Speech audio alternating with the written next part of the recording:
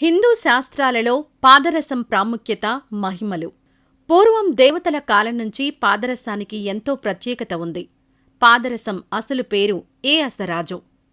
ఇది చూడడానికి దేవతామూర్తుల రూపంలో కనువిందు చేస్తుంటుంది. ప్రాచీన కాలంలో ఈ పాదరసంతో తయారు చేయబడిన విగ్రహాలను గృహాల్లో నిర్మించుకొని ఎంతో ఆధ్యాత్మికంగా పూజించుకునేవారు. శివలింగం, లక్ష్మి, గణేశ, దుర్గా మొదలైన దేవతామూర్తుల రూపంలో పాదరస విగ్రహాలను ఇంట్లో పెట్టుకుని పూజిస్తే మంచి సమృద్ధితో పాటు సుఖశాంతులతో కూడిన జీవితాన్ని పొందవచ్చు. అంతేకాకుండా ధర్మ, అర్థ, కామ, మోక్షాలు అనే 4 పురుషార్థాలు కూడా సిద్ధిస్తాయి. మానవ జీవితంలో భౌతికంగా ఉన్న లోట్లను తీరుస్తూ ఆధ్యాత్మికంగా అతనిలో ఉన్నతిని పెంపొందించటంలో ఎంతో సహాయపడుతుంది. మొత్తానికి పాదరసం పూర్ణత్వానికి ప్రతీకగా పేర్కొనవచ్చు. కేవలం ఆధ్యాత్మికంగానే కాదు, ఆయుర్వేదంలో కూడా దీని ప్రాముఖ్యత గురించి విశ్లేషించబడింది. ఆరోగ్య సమస్యల పరిష్కారం కోసం మర్దనానికి దీనిని ఉపయోగిస్తారు. భస్మం రూపంలో మానవునికి ప్రాణదాయకమైన ఎన్నో రసాలుగా ఉపయోగిస్తారు.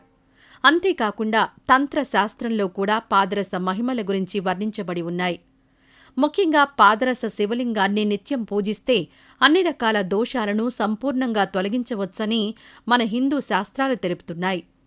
అందులో ఏ దోషాలకు ఎటువంటి పూజలు చేయాలో కూడా చెప్పబడి ఉన్నాయి. వాటి గురించి మనం కూడా ఒకసారి తెలుసుకుందాం. వాస్తు దోష నివారణ. ఒక తాంత్రికుని చేత మంచి శుభముహూర్తంలో పాదరస శివలింగాన్ని నిర్మింపజేయాలి. దానిని గృహానికి తీసుకొచ్చి పవిత్రమైన ప్రదేశంలో స్థాపించుకోవాలి. ఆ ఇంటి యజమాని ప్రతిరోజూ తూచా తప్పకుండా ఆ పాదరస శివలింగానికి అభిషేకం, అర్చన చెయ్యాలి. ఇలా చేయడం వల్ల గృహంలో ఉన్న వాస్తు దోషాలు పూర్తిగా సమసిపోతాయి. తాంత్రిక దోష నివారణ. సుఖ సంతోషాలతో జీవిస్తున్న వ్యక్తులను కొంతమంది అసూయపడుతుంటారు. వారిని ఎలాగైనా ఇబ్బందులకు గురిచెయ్యాలని నిత్యం ఆలోచిస్తూనే ఉంటారు. కుటుంబ సభ్యుల మధ్య కలహాలు ఏర్పడేలాగాని, వ్యాపారాల్లో నష్టం కలిగించాలని అనేక రకాల ప్రయోగాలు చేస్తారు. అందులో భాగంగానే వారు తాంత్రికులతో దోషాలు కలిగేలా చేస్తారు. కొన్ని సందర్భాలలో ఆ దోషాలు ప్రాణాంతకంగా మారుతాయి. అటువంటి సందేహాలు కలిగినప్పుడు వెంటనే పాదరస శివలింగాన్ని గృహానికి తీసుకొచ్చి పూజా కార్యక్రమాలను ప్రారంభించుకోవాలి.